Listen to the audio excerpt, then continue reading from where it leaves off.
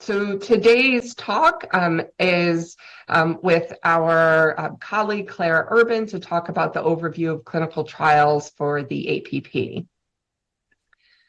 So Claire is a physician assistant in our oncology division at the UNC Cancer Center in Chapel Hill. She graduated from Emory University Physician Assistant Program in 2014. And she has worked for 5 years in adult hematology oncology in a community private practice in Cary before joining the UNC healthcare team in 2019. And she primarily works in the gastrointestinal oncology as well as breast oncology program with a primary focus on early phase clinical trials looking at novel treatments for cancers in adults. So thank you, Claire, for joining us this afternoon. We look forward to hearing your expertise you have to share with us. So outside of your professional bio, something you'd like to share with our audience? Sure. Well, I haven't had a lot of free time lately. I have a 2-year-old and we're expecting another on the way. But I've been spending a lot of time in our yard for peace and quiet. Mowing the lawn is actually very soothing, even if it's 90 degrees outside. So just enjoying some time outside away from all the stressors. Well, congratulations on your growing family. Yeah, we're excited. So here is a sample of what your Poll Everywhere questions will look like. You will have an opportunity to test this in a minute. So our sample question: the role that APPs play in the management of patients on clinical trials has changed significantly over the years. Here are our disclosures for today. And if you'd like to go ahead and test your Poll Everywhere, going on your phone or a website, the role of APPs play in the management of patients on clinical trials has changed significantly over the years. True or false? And these are anonymous, so when you answer it, it does not show who's answering. So we love participation. The more the merrier. That helps us have conversation about this. So how'd they do, Claire? Did great. Yeah. Yes, certainly it has. So I will now turn it over to Claire. And thank you again, Claire, for being here. Yeah, thanks for having me. So the purpose of this talk is to sort of discuss the ins and outs of clinical trials. And obviously, this is something I'm passionate about. I actually started as a research coordinator out of college at a small private practice in oncology, doing both patient care, regulatory, data management, all of those things. So then went on to PA school and have had been doing clinical trials ever since. So my hope is that this gives you some good information for when you encounter patients on trials in your practice. Right. And then first up, I do not have any disclosures. And then this is an outline of what we'll be talking about today. So I'm going to define clinical trials. I'll go through the different phases of clinical trials. Discuss documents and resources pertaining to these trials, review the grading of adverse events, as this is something as APPs or co-investigators or investigators were often asked to do. I'll describe the clinical trial team, so to give you some familiarity about all the different players involved in the trial that you might come encounter with. And then at the end, I'll talk a little bit about diversity in clinical trials, where it's been lacking, and sort of the movement to change that moving forward. And we are lucky here at UNC to have a couple investigators who are specifically interested in this topic and working to make change, which is really exciting. And then since phase 1 studies are sort of my passion and one of the big focuses of my job, I'm going to talk a little bit extra about them at the end. All right. And so first off, a question. So clinical trials include the study of which of the following? So A, drugs, B, behavioral interventions, C, medical devices, or D, all of the above. And give it a couple seconds. All right. And it looks like everyone chose D, all of the above, which is the correct answer. So the NIH definition of clinical trials, a prospective biomedical or behavioral research study of human subjects that is designed to answer specific questions about biomedical or behavioral interventions. So this could be new drugs, new devices, or new ways of using previously approved drugs, treatments, or devices. Clinical trials are used to determine whether new biomedical or behavioral interventions are safe and effective. And through clinical trials, the goal is to find new ways to improve treatments and thus the quality of life for people with disease. And so first, I'm going to go through the different phases of clinical trials, because I think this is something that often comes up. You may meet a patient, they'd be like, well, what phase is this study in? Like, where are we? So first off is phase 1. So oftentimes in a phase 1 trial, the drug is being studied for the first time in humans. And the goal of these trials is not to determine how effective the drug is, but really to find a safe dose to use in subsequent phases of trials. So it also could be to decide how the new treatment should be given. Should it be a pill? Should it be given intravenously? What is the best route? And then also importantly is to see how the new treatment affects the human body. And we also do look at how it works, that we collect that data, but it's not necessarily the purpose of the study. And because we're learning, about a new drug, we don't have a ton of people. We sort of are doing, typically have 15 to 30 patients as part of a phase 1 study. And I have given some examples of each of the different ones.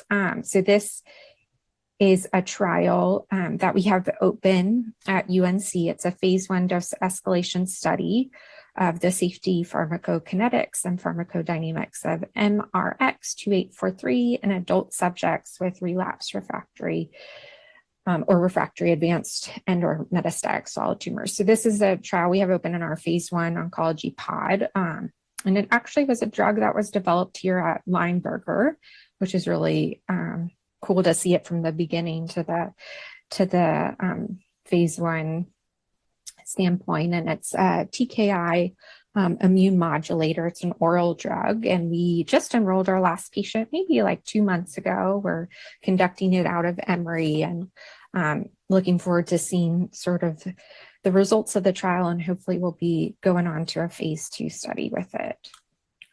So phase 2, the purpose is now that you have the dose that's safe, how does the treatment affect the body? Is the new treatment having a positive effect? And so you typically have more people taking part in phase 2 studies, but it's still usually less than 100. And an example is this phase 2 trial of ERK inhibition alone and in combination with autophagy inhibition in patients with metastatic pancreatic cancer. So this is a trial we are doing out of our GI pod and in conjunction with Dana-Farber, and it's combining an oral ERK inhibitor with hydroxychloroquine. And seeing how it helps patients with metastatic pancreatic cancer have sort of exhausted all lines of therapy. Then a phase 3 trial are some of the ones we're more familiar with. So that is, the purpose is to compare the new treatment or new use of the treatment with the current standard treatment. A lot of times you have a lot more sites, number of sites. It sometimes can be international. And typically after the phase 3 trial, the next step is to get FDA authorization if the drug proves to be superior to the standard of care. And sometimes in phase 3 studies, it will include a placebo. And there's a lot more people as part of these studies, so it could be hundreds to thousands. And so the example I have here is a phase 3 study of Pixban in patients with atrial fibrillation.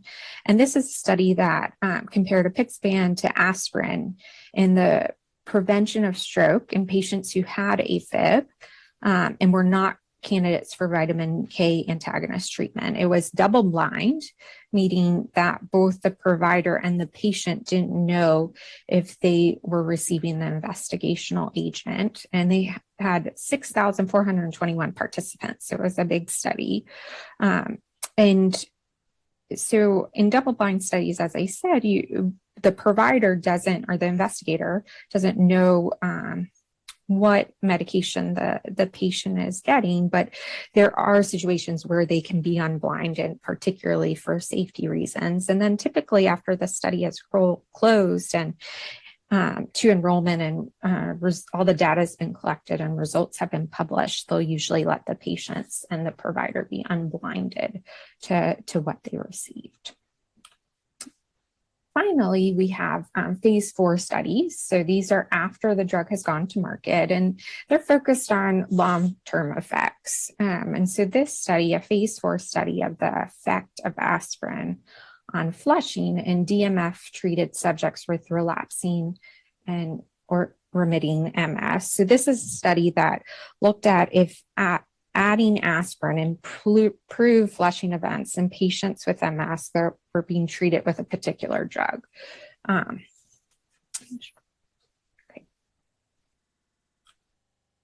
So here is the question. So you have been approached, a patient about participating in a phase 1 clinical trial, studying a new drug developed to reduce neuropathy from diabetes.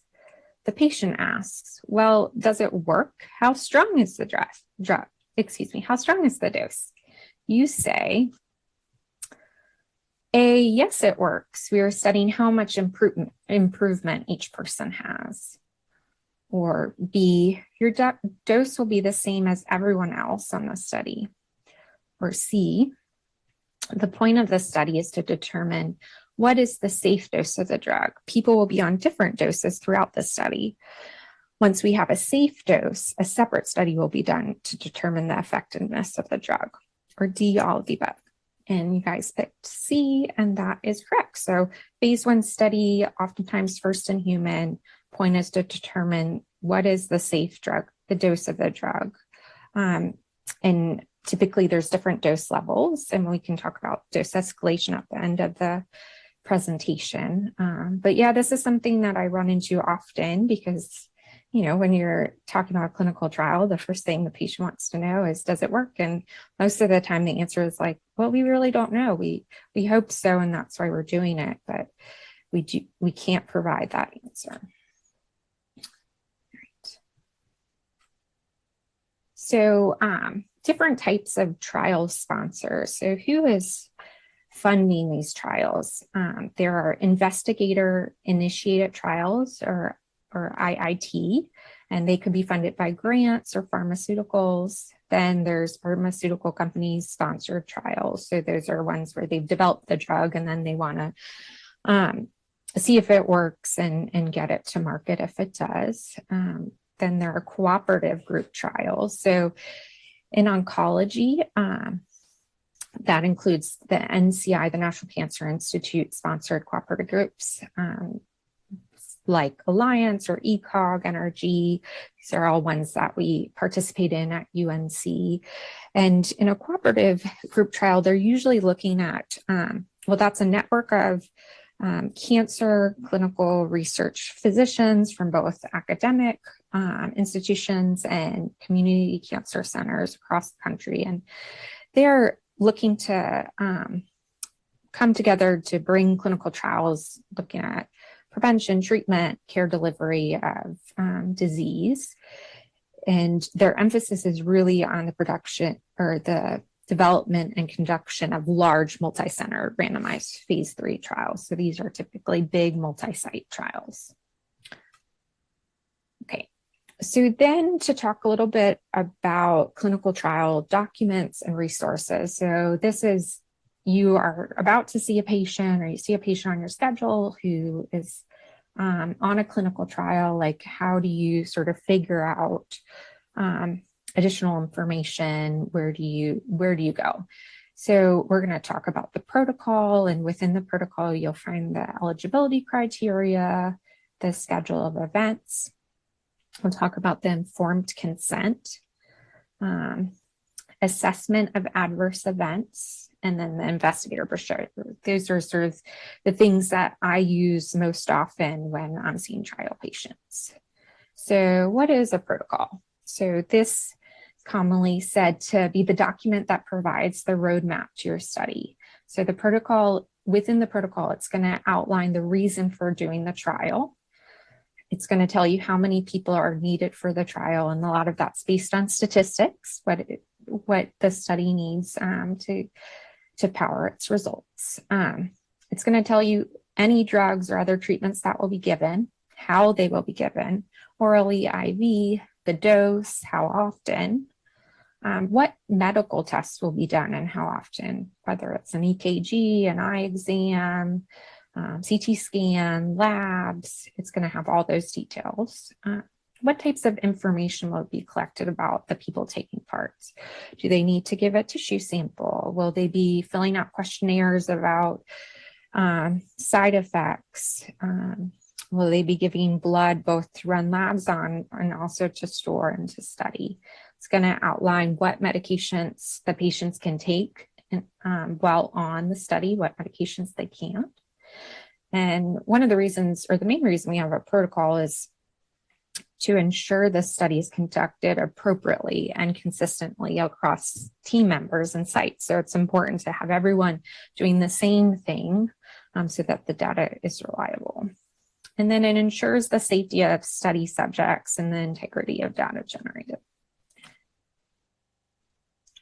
So within the protocol is the schedule of events. And I would say this is one of the things I go to most often because it sort of compiles a lot of different information in one place.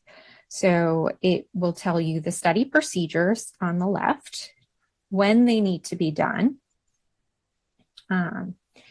and how often. It gives you an idea of what's the wiggle room. So like if day 10 is on a Sunday, are we okay to push that to Monday? So yeah, you have plus or minus 2 days. That should be totally fine. It's going to tell you the length of a cycle, which is important. And then the bottom of the schedule of events, which you probably can see a little better here, really outlines a lot of the specifics. So it will tell you like how much blood you need to collect. What are the exact labs that need to be drawn each time? I'll read a little bit more about this. How often are you doing drug accountability and collecting logs? With plasma collections for PKs, when will they be done? Before they take the study drug, after 5 minutes, after an hour, what are the details of that? Which is something that patients ask me often, like, is this a long day? Will I be here for 8 hours, or do I get to go home after I take the drug? And this is a really easy place for me to find that information. Vital signs, which are usually pretty standard. A lot of times it includes a respiratory rate, which sometimes is collected sort of standard and sometimes is something we have to remember. And then what does a physical exam include? So it has a lot of information here. So I go here a lot, and that's within the protocol. The other thing is the eligibility criteria. So who is being enrolled on this trial? And that's going to tell you, okay, this is the disease type we're studying. This is how many previous treatments or what previous treatments they can have had. It's going to talk about their performance status or sort of the robustness of the patients that they are looking to enroll, what other medical conditions can they have? Are they allowed to have heart failure, renal insufficiency, autoimmune conditions? What laboratory requirements do they need to meet?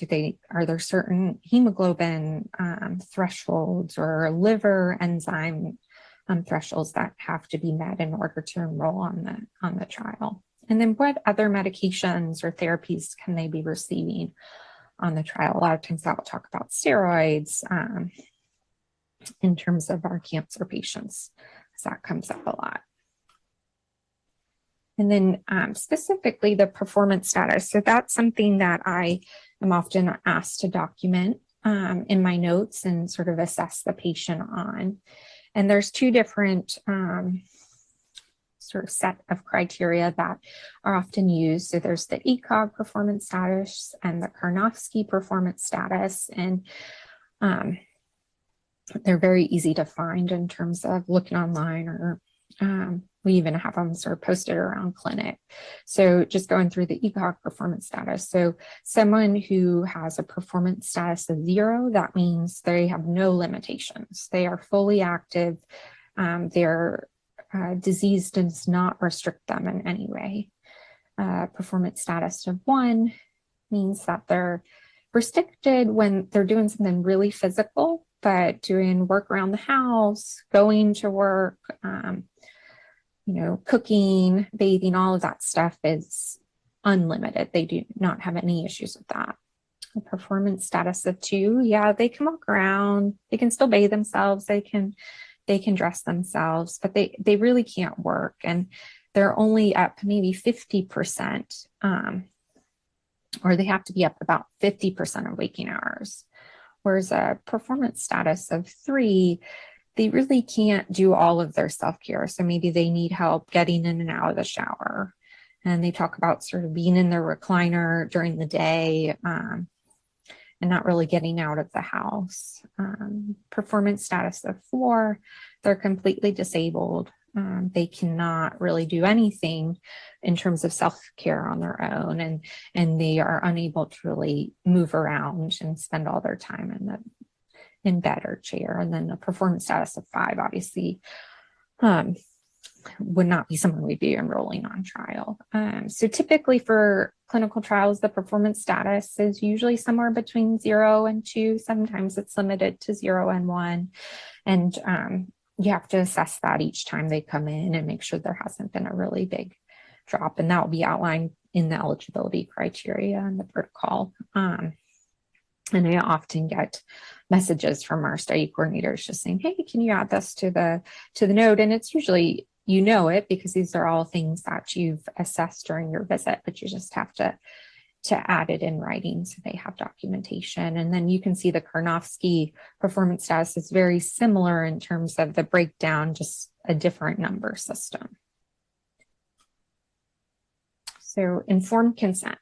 So informed consent is a document that has to be signed by the patient prior to any study procedures, so that the patient has to be provided a copy and have time to review it prior to signing. And in the informed consent, it's going to talk about the purpose, why we're doing the study, what is the study treatment. If you decided not to do the study, what would be alternatives to doing the study? What tests do you have to do? What procedures are involved? Do you need extra biopsies? Do you need EKGs? Do you need an eye exam? What are the potential risks and benefits of being on the trial? How long will the study follow you after you're on the trial? So a lot of studies follow patients for multiple years after they've discontinued trial. And that might just be calling them. It might be having them come in clinic, but this will outline that. And then, are we going to collect any tissue or blood samples and store them? And what's going to be tested on them and what will be done with them? And the informed consent should be written in an approachable language. It shouldn't be medical jargon. It should be something that someone who doesn't have a lot of medical background can understand. And then it needs to be written in the patient's primary language and the majority of situations, so translated if the primary language is not English. Okay, switching gears a little bit, we're going to talk about another thing that I'm asked about often by patients or coordinators, and that's adverse events. So say the patient's been approached about a trial, signed the informed consent, was deemed eligible based on the eligibility criteria, and then started on the study. And so an adverse event is any change in the patient's condition from the day protocol treatment began, regardless of the cause. And so these are things that we document any change while the patient is on the study. And the protocol is going to include specifics on dose modifications of the study drugs based on specific adverse events and how severe these events are. And so we needed to have a standard to determine grading of adverse events. It can't be subjective. So there's a common terminology criteria for adverse events, or CTCAE document. There's a couple different versions, and each study tells you which version to use and when you are assessing or grading the adverse event. And it's organized by organ system. And in addition to grading the adverse events, so the diarrhea, the nausea, the lab abnormality, you're also going to be asked to determine the relationship to the study treatment. And it's often, is it unrelated, unlikely related, possible, probably, or definitely? And then the clinical significance. Did you have to take action? Did you have to do anything about this adverse event? Like if it was mild diarrhea that resolved on its own, and it didn't cause any lab abnormality, the patient didn't have to take any medication, I wouldn't think that was clinically significant. Whereas if it was anemia that required a blood transfusion, yeah, that you had to take action. So the CTCAE book is something that I reference a lot when I'm seeing study patients, and the grading system is graded 1 through 5. And so grade 1 is a mild severity, grade 2 is moderate, grade 3 severe, medically significant, but not immediately life-threatening. Grade 4 is life-threatening consequences, and grade 5 is death related to the AE. And you can see here on the right that the organ system is blood and lymphatic system disorders. The CTCAE term is on the left, the far left column. So at the top, anemia, and then it's going to have a definition below. And I find that the definitions are helpful, particularly when it comes to adverse events that aren't as straightforward. So different types of rashes. It sort of talks through neuropathy in detail. Those are things where reading the definition can sometimes be helpful as you're trying to clarify what term do I want to use, and then you move on to the grade. So for anemia, a grade 1, so a mild severity, is a hemoglobin that's less than the lower limit of normal, but greater than or equal to 10. And then grade 2 is between 10 and 8.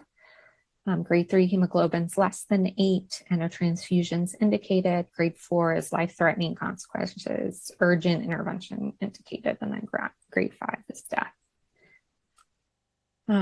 So just to talk through an example, patient AB is participating in a clinical trial studying a new drug to prevent diabetes-related neuropathy. AB presents on the first day of the next cycle with labs for evaluation per protocol. They report since starting the drug, they have a new rash. What do you do? So I put the body surface area map up here because that's something that comes up a lot when it comes to rashes. So how much of the body does this rash cover? And so the rash covers, in this example, covers the chest. And then what type of rash is it? So it's an erythematous papular rash. And then, well, is it bothering the patient? Well, yeah, the rash hasn't been bothersome, and they haven't really needed to try anything topically on it because they really didn't feel like it was causing them any harm. So then I go to the CTCAE book and I look for under rashes, so that's under infections and infestations. And there's a papulopustular rash. So once again, you can look at the definition: a disorder characterized by an eruption consisting of papules, a small raised pimple and pustules, a small pus-filled blister, typically appearing in face, scalp, and upper chest and back. It does not typically present with whiteheads or blackheads and can be symptomatic. So this seems about right. So now I have the right term, then I'm going to go to the grading of severity. So for this one, it's just on the chest. So looking at the picture, that's about 9% of the body surface area. So if I go to grade 1, papules and or pustules covering less than 10% of body surface area, that's about right. And then it says, which may or may not be associated with symptoms of pruritus or tenderness. So yeah, that makes sense. And so based on that, I would grade this as a grade 1 rash. And so the next step is it related to the study drug? And what do you do? So a lot of times when I get to this point, I actually reference the investigator brochure and the protocol. So the protocol with common adverse events is going to have recommendations and dose modifications. So if a drug is known to cause a rash, a lot of times they'll say, all right, grade 1 rash, this is what you do. Grade 2 rash, maybe you hold the drug until it gets better and then you restart at a lower dose. Management may be topical steroids. It may be, just sunscreen and moisturizer. Depending on how severe, it could be oral steroids. So the protocol is going to be really helpful. Now, say this drug doesn't really have, hasn't been proven to have a really severe rash, then it may not outline much beyond like saying, okay, you have a grade 1 adverse event that's not hematological, monitor and check in with the patient in 2 weeks. So then I'm like, all right, well, I don't really know if it's related to the study drug. So what do I do next? And I typically then would go to the investigator brochure, and that's a separate document than the protocol. And that is going to outline information about the investigational agent in detail. It's going to have results of the previous studies in which the investigational agent was used. And so that's often studies in humans, animals, cell lines.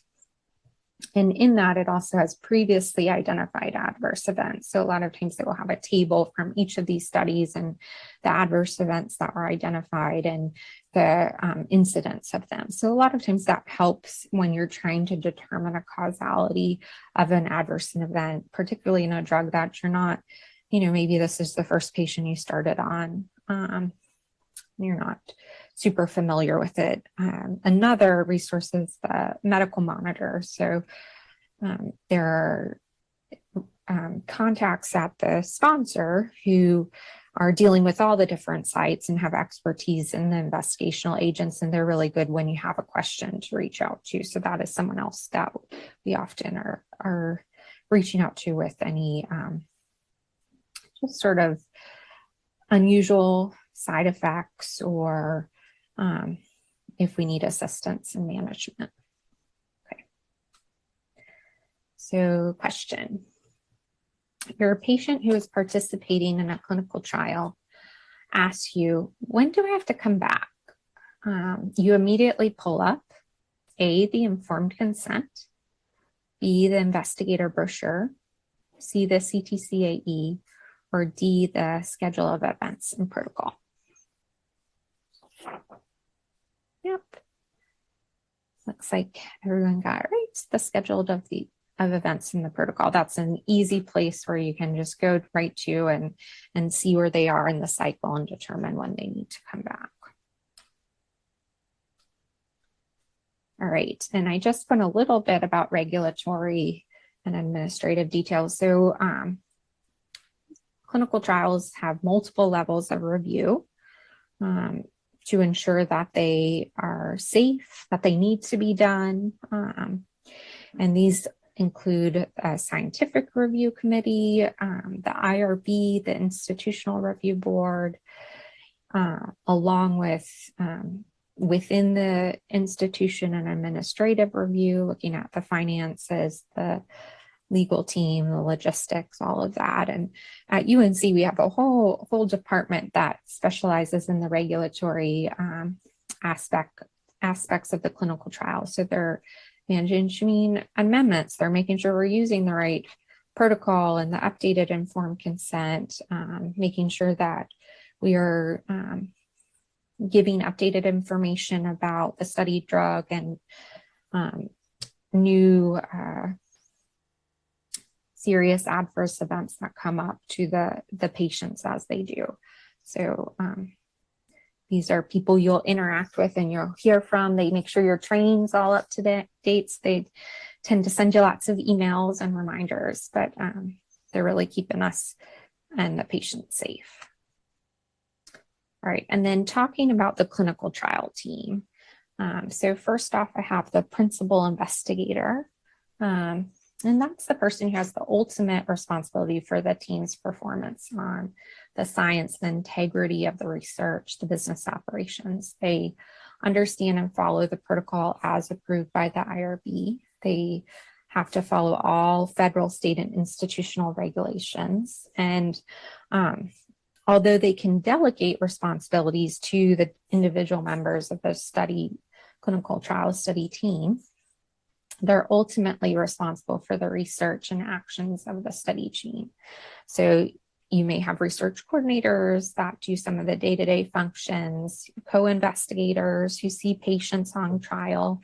That's my role on these trials. But the principal investigator is the person at the site who really is ultimately responsible for making sure the data is accurate and the patients are being treated appropriately. The other players, you have the sponsor, we talked about that. So that's an individual, company, institution, or organization which takes responsibility for the initiation, management, or financing of a clinical trial. And we talked about the investigator. Sometimes the sponsor and the investigator is the same person. So an individual who both initiates and conducts alone or with others a clinical trial. There are clinical research nurses and study coordinators. They're helping you identify patients who may be eligible for trial. They're talking to the patients about the consent. They're going through the consent with them. They're scheduling appointments. They're checking in after the patient starts on study to make sure they're tolerating them well. I typically see all my study patients with a study coordinator or a research nurse, and we work collaboratively to make sure that the patient is okay to continue with treatment and make adjustments as needed. They help connect with the sponsors and the medical monitors and all of that. So they're an integral part of the team, and I really enjoy getting to work with them day to day. Then you have the data manager or CRA. So taking all the information that you've collected and compiling it and submitting it to the sponsor, and then regulatory, which we talked about. Right, to switch gears a little bit, I'm going to talk about diversity in clinical trials. So why is it important? So what we know is the difference in response to medical products has been observed in racially and ethnically distinct subgroups by the US population. And that difference could be related to intrinsic factors, so genetics, metabolism, elimination, or extrinsic factors, diet, environmental exposure, sociocultural factors. And factors that affect risk and likelihood of developing a disease, long-term health outcome, and responding to treatment include things like age, biological sex, pregnancy status, life experiences, substance use, educational or employment opportunities, adequate sleep, diet, physical activity, pollution, access to healthcare. So we want to include all people in clinical trials, so we get representation about how different diseases and treatments affect different groups. So this is basically reiterating that clinical trials should be inclusive of racial and ethnic minority groups. It should be inclusive of populations experiencing health disparities, sexual and gender minority groups, socioeconomically disadvantaged populations. Participants in trials should represent the populations that will use the medical devices. So, these medical devices, these treatments are used by patients who have renal insufficiency, who have heart failure, who have these things that if we exclude all of those conditions from clinical trials, we're not really getting information about how the drugs work and the people who are going to use them.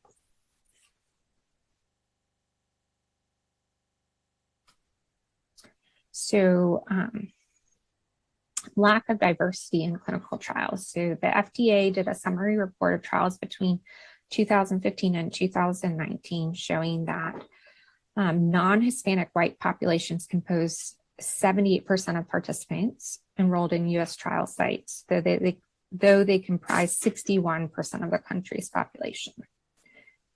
And the majority of women participating in trials in the U.S. are white women. And the trials routinely exclude pregnant and lactating individuals. In looking at 30 vaccine trials from 2011 to 2020, they found that white participants are often overrepresented, while Black and other minorities tend to be underrepresented. And then there's only about 12.1% of the participants in these vaccine trials that were over 65 years of age. So why is there a lack of diversity? So there's different reasons. So mistrust is one of them. Lack of comfort with the trial process, lack of information about clinical trials, time and resource constraints associated with participants. I always tell patients how upfront, like it's to be in a clinical trial, there's lots of hoops to jump through. There's lots of visits, lots of lab draws, there's additional testing. So it is a big time and resource constraint when you're on a clinical trial. And then, lack of awareness about the existence and importance of clinical trials. When we think about older adults, the participation is less due to eligibility criteria. So if you're ruling out a lot of comorbidities, some of our older adults won't be eligible. And there's sometimes concern to enroll older adults on trial in terms of toxicity. Sometimes older adults don't have transportation or limitations on their transportation. And then there's the burden of time with participation. So if someone, particularly I hear, someone else drives me, so I can't have them staying here for the whole day for the trial because, I can't drive myself home. So that's something that comes up. And then thinking about mistrust in clinical research, there's been events that have happened previously that have really contributed to this. So the U.S. Public Health Service syphilis study at Tuskegee between 1932 and 1972. This is a study in which no informed consent was conducted. The study population was African American men, and the treating providers withheld penicillin to treat syphilis, which became available during the study, so that they could study the disease in untreated patients. So that obviously created a lot of mistrust in the medical system and the trial system. This caused the creation of the Belmont Report in 1976, which details ethical principles and guidelines to protect research participants. So that's something that you probably see when you're doing your training for clinical trials. It's part of the training. And another example is the members of the Havasupai tribe in northern Arizona who gave DNA samples for diabetes research in the early 1990s, and then went on to learn later that these samples were used to study ethnic migration, schizophrenia, along with other genetic markers. And that wasn't part of the informed consent. They didn't agree to allow their samples to be used to study those items. So there's been a big effort to improve diversity in trials over the past many years. So the NIH Revitalization Act of 1993 established guidelines for the inclusion of women and persons from racial and ethnic minority populations in clinical research. We've started to publish data on participants in NIH studies by race, ethnicity, sex, and gender. Then NIH updated their policy to require results of analyses of clinical trials by sex, gender, race, and ethnicity, and that be submitted to clinicaltrials.gov, so it's available for people to review. And, now we're collecting information about sexual orientation and gender identity as part of healthcare questionnaires. So we'll be able to use that information to learn more about how how that impacts treatment and responses to therapy.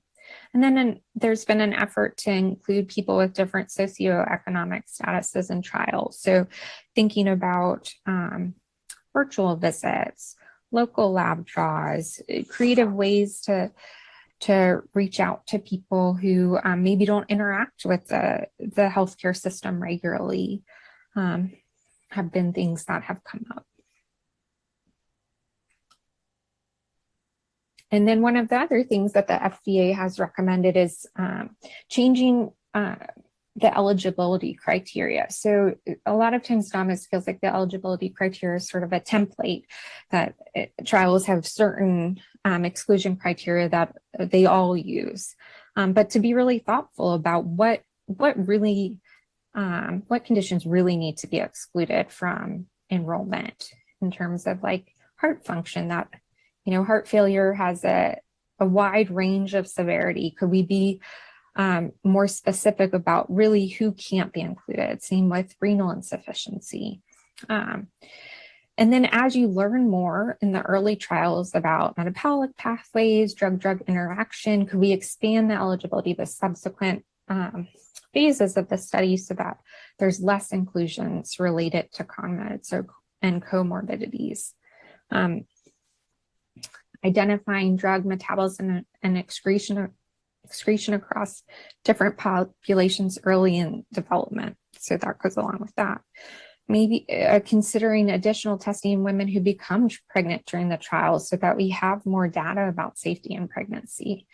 Making participation less burdensome. So I was talking about virtual visit, health tools at home. Could they have their blood pressure cuff that they could do themselves at home instead of having to come to the hospital? Could we have nurses go or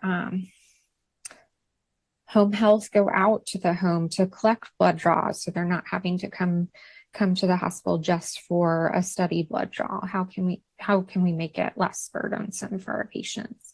Engaging with patient advocacy groups early on in drug development, getting their input on how to reach out to patients with the medical condition we're interested in, and how to make it easier for them to participate in the clinical trials. And then varying recruitment techniques. So not just limiting your exposure to clinical trials to if you come to the doctor. Could it be on social media? Could it be part of social groups, church groups, that sort of thing? So reaching a wider audience. And this is a table looking at the demographics of participants in trials supported by the NIH centers from 2013 to 2018. And there's been some improvement in terms of the percentage of females. But overall, I think some of our minority groups, but not a huge change. So definitely we have a lot of room to improve. Okay, that was diversity. This is just about phase 1 trials. I don't know if Tammy wants me to pause or keep going. Yeah, Claire, keep going. Just a reminder Okay. to our audience real quick.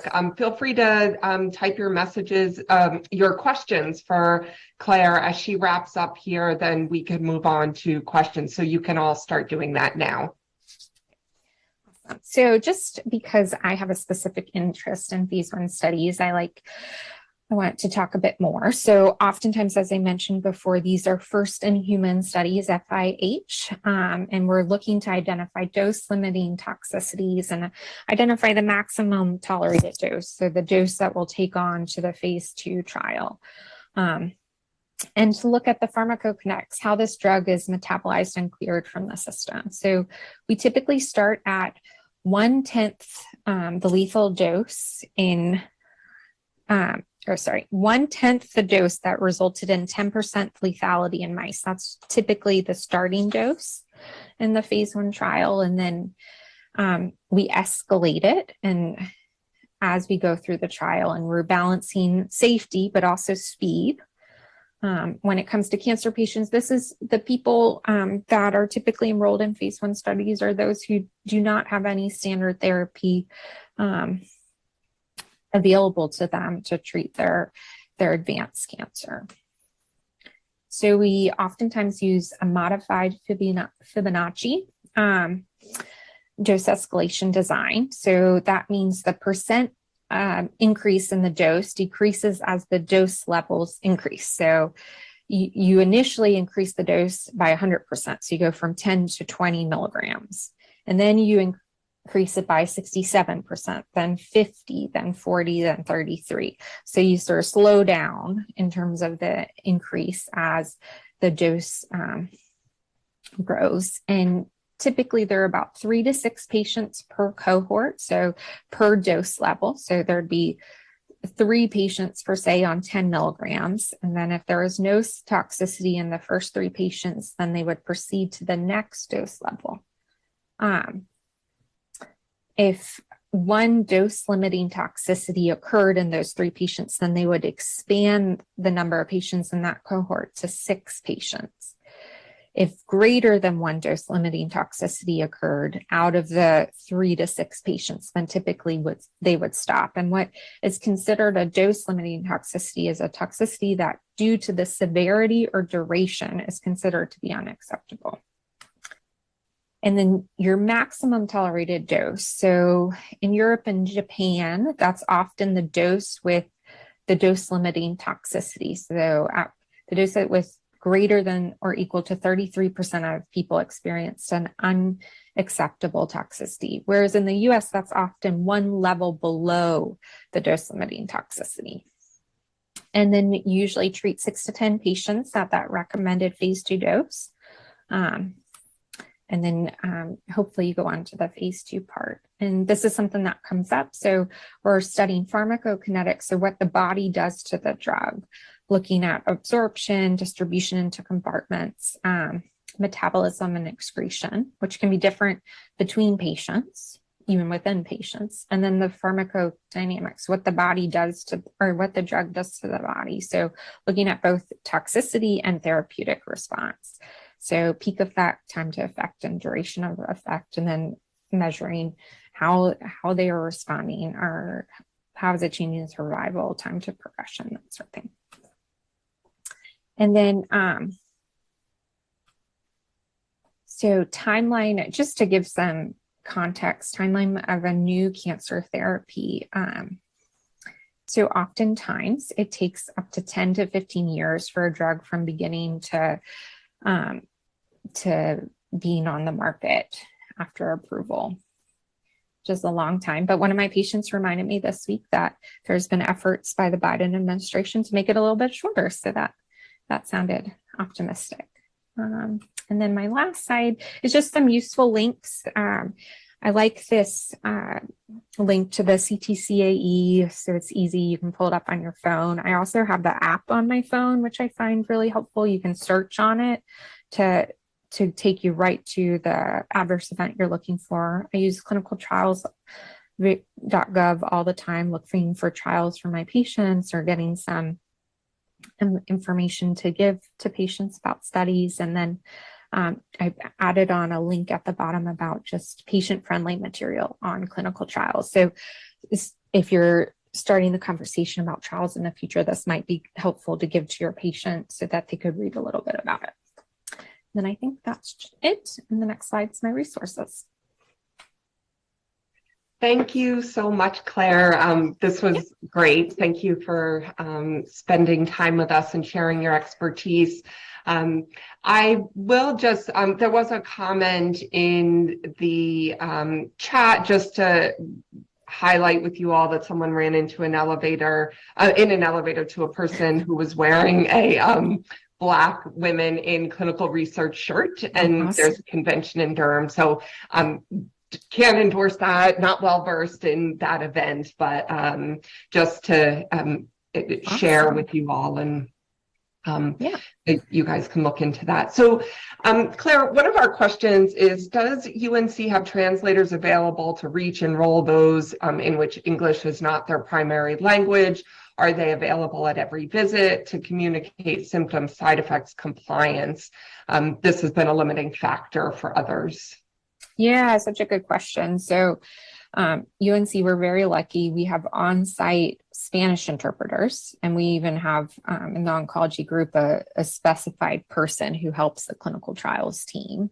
And then we also more recently have gotten these video interpreters where it's like almost like an iPad, and then it connects to a interpreter company that has all different languages, and the interpreter will come on video and be in your visit with you, translating for you. Now, from a trial standpoint, one of the big roadblocks is that all of the patient material has to be translated into their primary language, which sometimes takes a lot of time or money, or both, because it could be questionnaires, it could be the informed consent, all of those things. So that's something that Spanish is very common for that to already be done. But when we're talking about language that are other languages, sometimes we have to get the sponsor to sign off on it and pay for it, and then